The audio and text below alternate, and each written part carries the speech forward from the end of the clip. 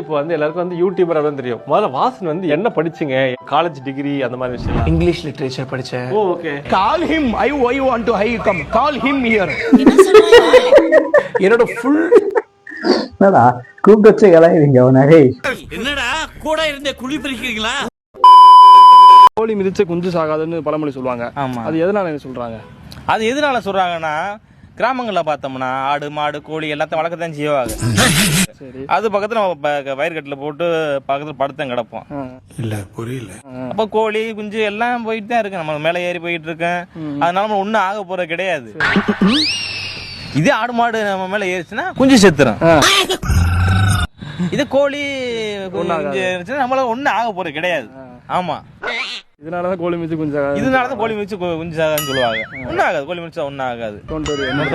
உளறாதடா. உளறனா